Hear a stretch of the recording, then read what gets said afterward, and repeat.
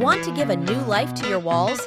Discover how our Sublime Wall Profiles collection can elegantly and easily transform your space.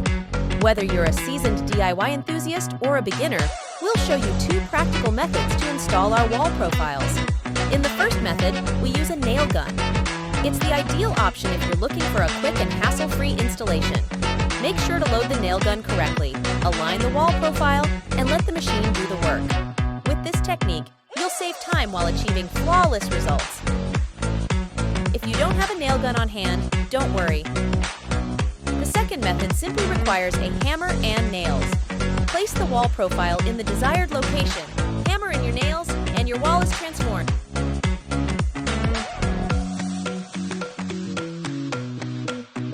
Get ready to add a touch of texture and warmth to your space with our wall profiles.